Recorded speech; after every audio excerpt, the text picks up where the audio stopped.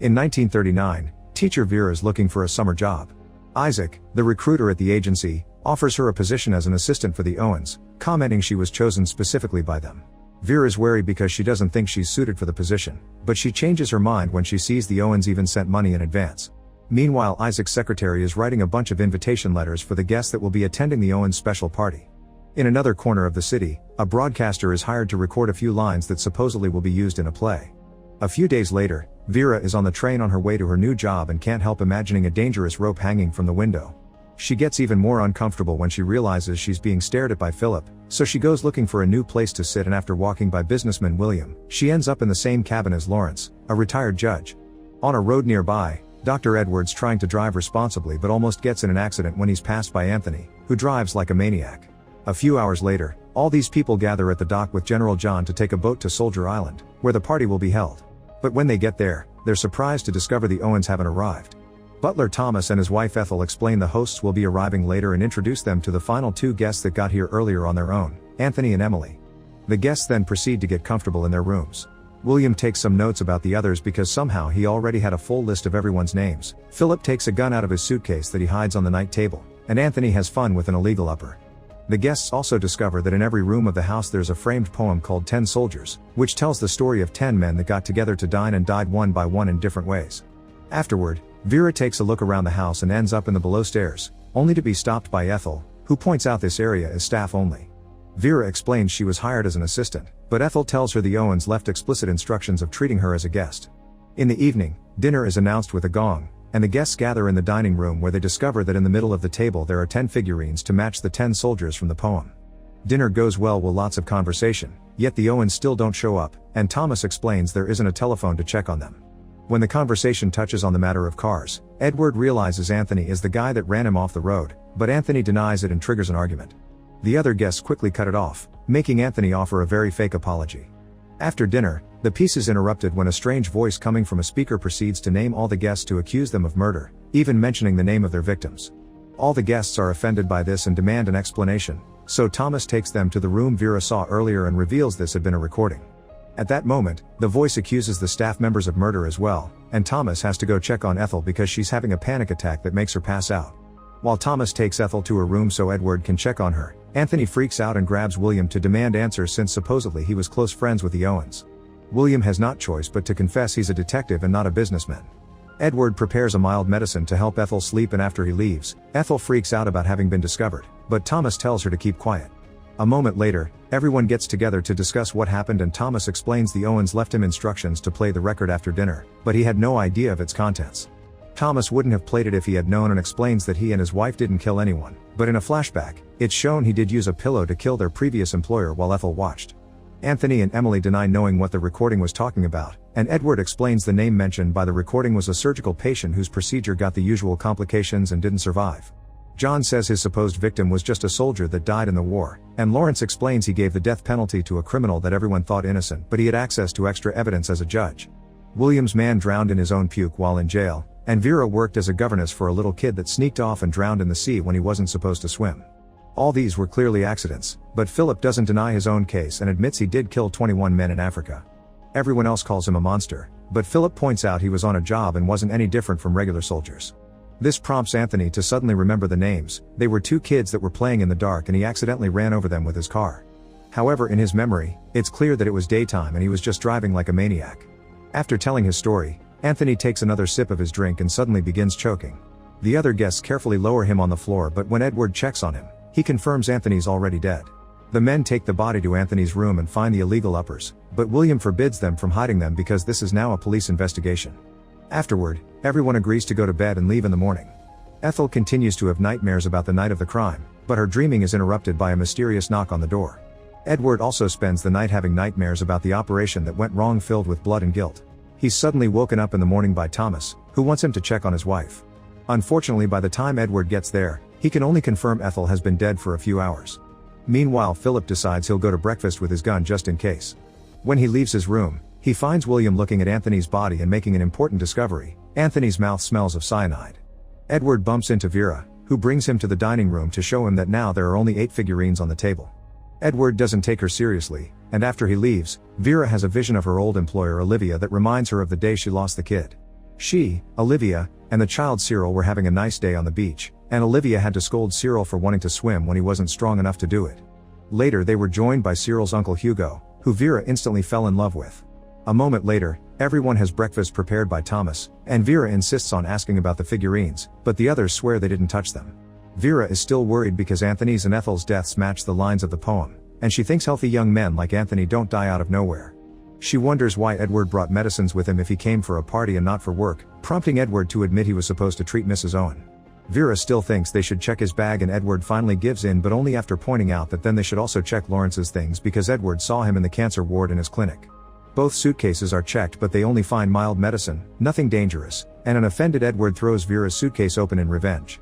Afterward, Philip approaches Vera in private and explains he killed those men for diamonds before asking Vera about her own truth, but Vera sticks to her story. She loved the kid and almost drowned too trying to save him.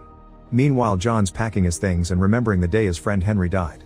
During the war, John found letters from his wife in Henry's jacket because they had been having an affair behind John's back. When he saw Henry again, John pretended everything was fine, but as soon as Henry turned around, John shot him. Downstairs, Philip's asking Thomas for more information, and Thomas explains he and his wife had been on the island for a week but they never saw anyone except for the sailor that came with supplies. Philip thinks the Owens must be hiding somewhere on the island and William agrees to go searching with him. While they look around together, William tells Philip about how his prisoner fell in his cell, but it's revealed that William had actually beaten the poor guy to death. John is also out for some fresh air, and when Vera checks on him, he confesses his wife died of influenza after the war and that he regrets not letting her be happy. He also thinks the boat won't come and that they're stuck here. After Vera leaves, John has a vision of Henry haunting him. In the house, a drunk Edward joins Philip and William on their search.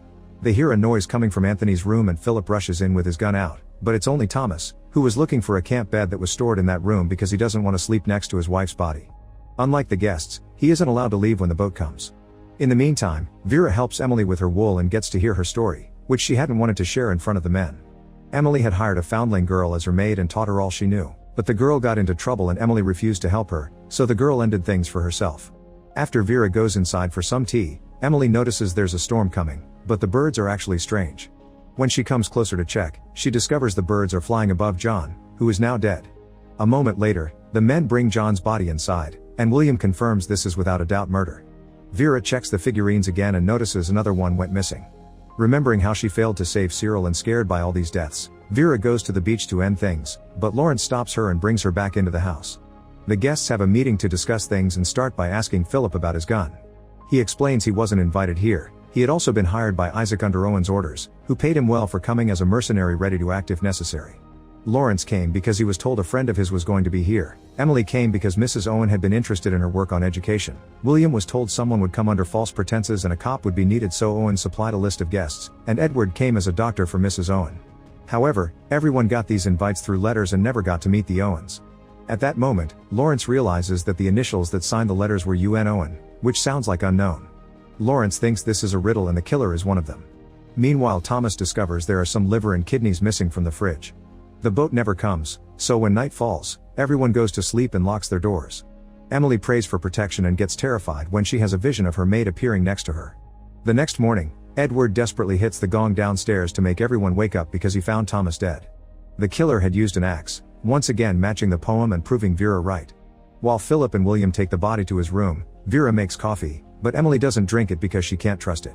Edward approaches Lawrence in private and after apologizing for telling everyone about his illness, he asks him for an alliance, which Lawrence accepts.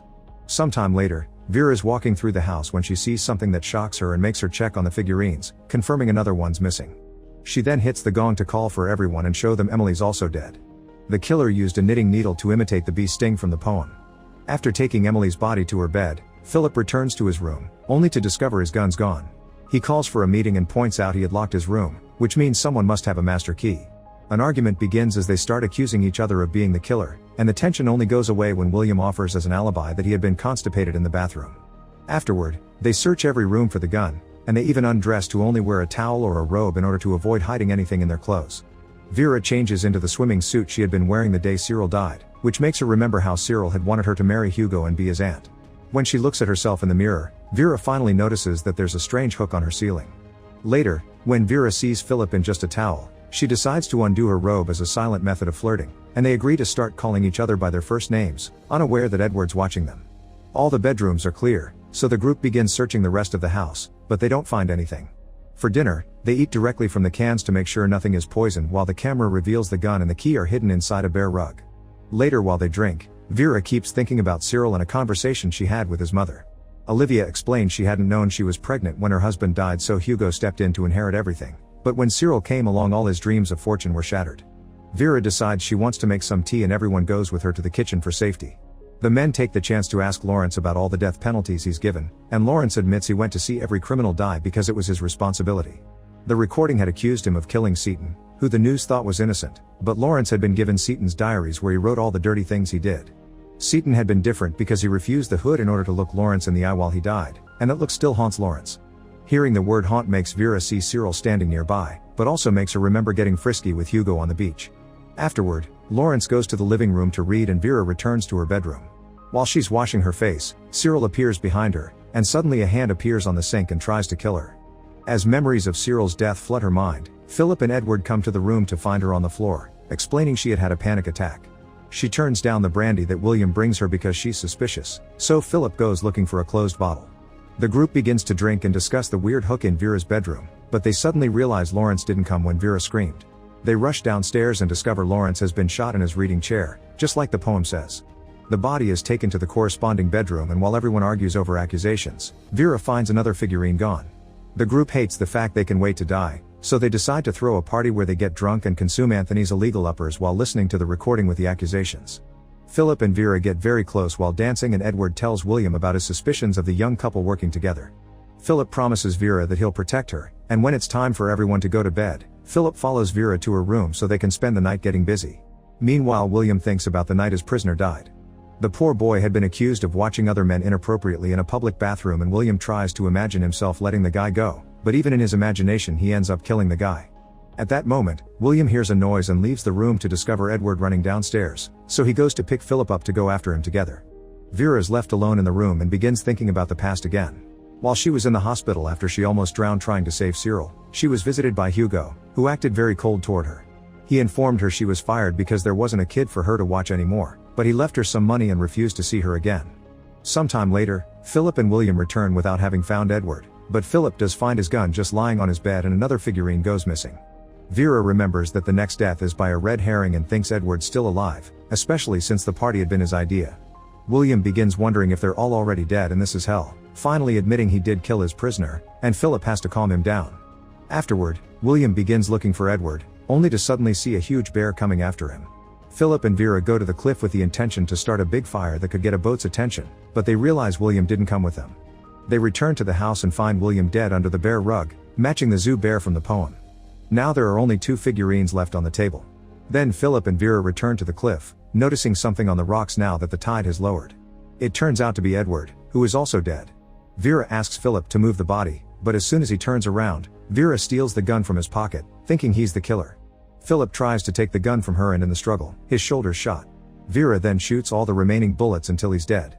As Vera goes through a breakdown, she remembers the day she testified in court about Cyril's death being an accident. She explained that she ran as fast as she can to save Cyril yet didn't make it in time, and everyone believed her except Hugo.